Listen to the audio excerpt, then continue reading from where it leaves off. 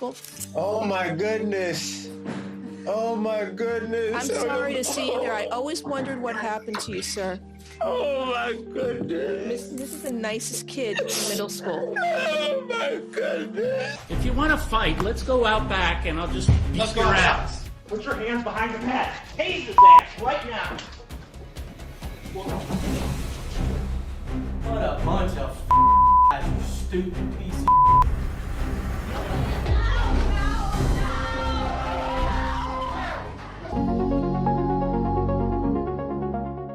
3 women disappeared in East Cleveland. Days later, their decomposing bodies were found, one inside a garage, another in an apartment, another nearby. The man responsible would later smirk in court, and that smirk nearly sparked violence. This is Michael Maddison. In 2013, police began investigating a foul odor coming from a property Maddison owned. Inside, they discovered human remains. Further searches uncovered 2 more victims, all young women. The community was horrified. Maddison was arrested and eventually charged with multiple counts, including 3 counts of aggravated murder. His trial began in 2016. The jury found him guilty. Now it was time for victim impact statements. Van Terry, the father of 18-year-old Sherelda Terry, stepped up to the podium. He stood just feet away from the man convicted of killing and mutilating his daughter. As he spoke, he looked directly at Maddison, and Maddison smirked. That was the breaking point.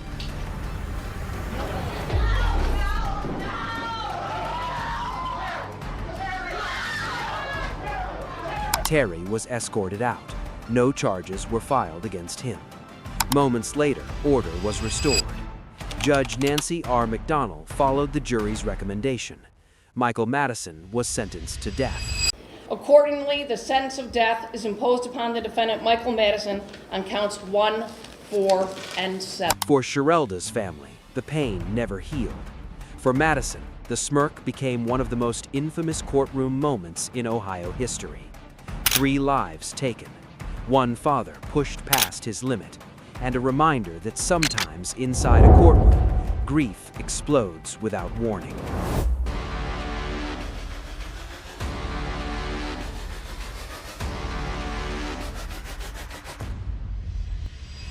They were in court for something small, driving on suspended licenses. Nothing major, nothing violent, just a possible 30 days in jail. But in a split second, everything changed. 28-year-old Cody Howard and 22-year-old Tanner Jacobson were sitting on the courtroom bench in handcuffs, waiting for their turn, and that's when Cody leaned over and whispered. We were sitting there on the benches together, and he's like, I'm gonna run. Suddenly, both men bolted, in handcuffs, inside a courthouse. They sprinted past stunned attorneys, burst into the hallway, and made a run for the stairwell. The judge stood up, ripped off his robe, and took off after them. Yes, the judge himself. The chase tore down the courthouse stairs. Cody slipped but kept going. Tanner made it outside first and ran into the streets. But just before Cody could break through the exit, Judge Buzzard grabbed him and pulled him back. Captured. What am I doing? What did I just do? I gotta go with it now. There's nothing, I can't stop right here. There's nothing I can do now. I'm screwed. Tanner made it 4 blocks before reality kicked in. I only get like 4 blocks, and then I stopped. I just stopped on my own. I'm like, what am I doing right now? It was just a split second, decision. I don't even know why I did it. I would be out of here if I wouldn't have ran. I didn't try to escape to get out. I tried to escape to get well, and I tried to do what I could, do what I could do to get my drug addiction. He stopped running. Police caught up seconds later. What started as minor charges instantly turned into felony escape. Tanner's possible 30 days turned into 1 year and a day. Cody, more than 3 years in prison. All because of one impulsive decision. They were moments away from likely walking free. Instead, they ran straight into a much worse future. This is the nicest kid in middle school. Oh my goodness. He was the best kid in middle school. I used to play football with him, all the kids, and look what has happened. I'm so sorry. Oh my goodness.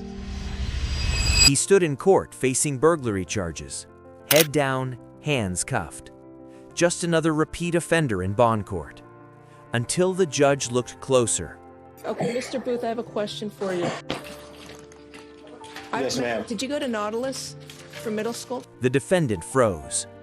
Oh my goodness. Oh my goodness. I'm sorry to see you there. I always wondered what happened to you, sir. Oh my goodness. The judge presiding that day was Mindy Glazer. In 2015, Booth, then 49 years old, was arrested after leading police on a chase in a stolen car.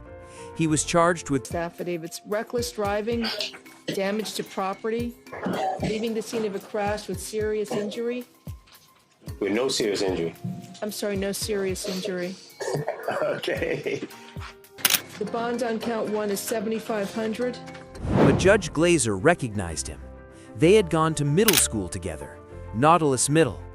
She remembered him as bright, kind, a good kid. This is the nicest kid in middle school. Oh my goodness. He was the best kid in middle school. I used to play football with him, all the kids, and look what has happened. I'm so sorry. Oh my goodness. Booth couldn't hold it together. He began to cry. The courtroom watched as a routine hearing turned into something painfully human. Once a promising student, Booth had fallen into drug addiction and gambling. Petty crimes turned into prison time. In and out of jail for decades. And look what has happened. I'm so sorry. Oh my goodness. Good luck to you, sir. I hope you're able to come out of this okay and just lead a lawful life. 10 months later, Booth was released into a treatment program. For a moment, it felt like a turning point. You got to take care of your family, try and get a job, stay clean. It's a group effort to see you succeed. Don't let us down. I won't. I promise not to. But years later, he found himself in trouble again, facing new charges. And once again, he stood before Judge Glazer. This time, she recused herself because of their personal history. I can't hear your case. I'm going to get another judge to hear it, okay? So if you have a seat, somebody else will be here. Hope things work out for you better. The new judge ordered him held without bond. One middle school classroom, two very different futures, and a courtroom moment that reminded everyone watching just how far someone can fall and how hard it is to climb back. This is Alan McCarty Jr., and his anger cost him 20 years in prison. McCarty believed Circuit Judge Stacia Warren was responsible for him losing custody of his children. Being done unconstitutionally. Y'all took my kids unrightfully. You won't allow my witnesses here. In his mind, the system had stolen his kids. But instead of filing appeals, he picked up the phone. Communications, Warhurst. Yeah, I want to report a crime that's about to happen. What do you mean a crime that's about to happen? There's about to be a crime that's going to happen if my kids don't come back to me, you stupid. I got a gun pointed at your building. Where's your Judge Warren at? You going to bring that out in handcuffs and I'm going to execute that right in the Police quickly traced the call. McCarty was arrested and charged for threatening to kill a judge. But the courtroom drama didn't stop there. During his trial, with Judge Matt Foxman presiding, McCarty exploded. He refused to answer questions. He hurled profanity at the court. He insulted the judge. At one point, he made obscene remarks directly to Judge Foxman. What a bunch of you stupid piece of You threatened my life, you you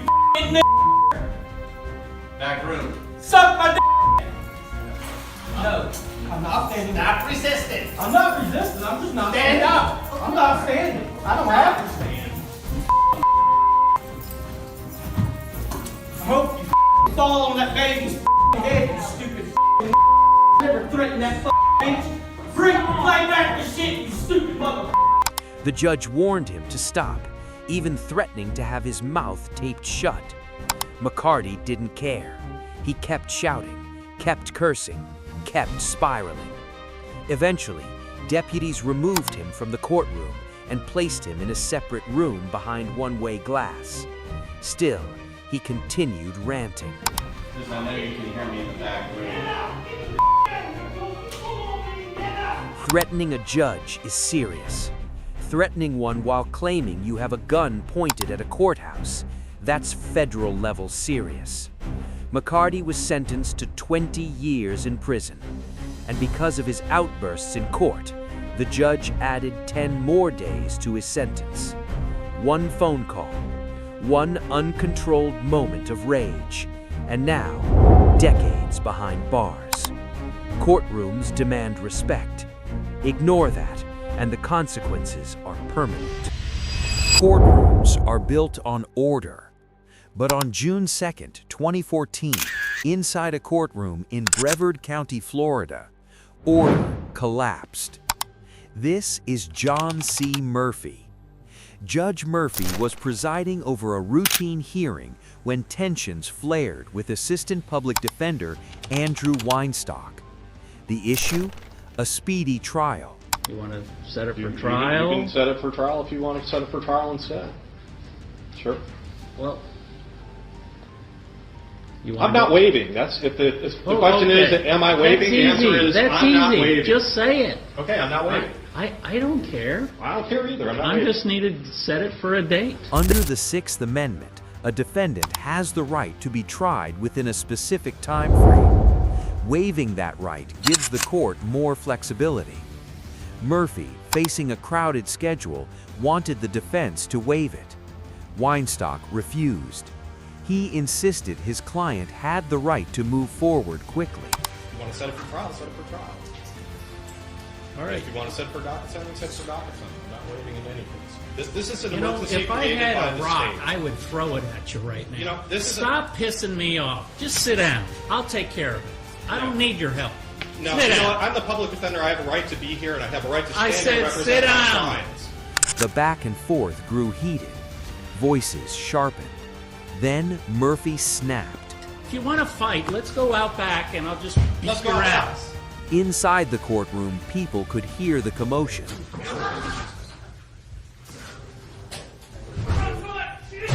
A physical altercation. A judge and a lawyer fighting. Deputies intervened. Moments later, Judge Murphy returned alone.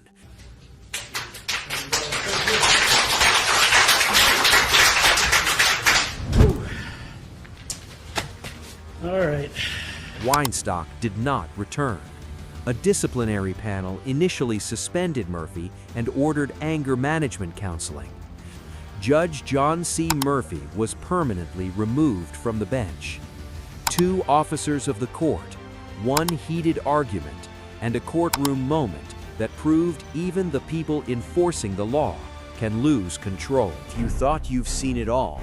The next video shows dangerous kids' reactions to life sentencing. Oh my God!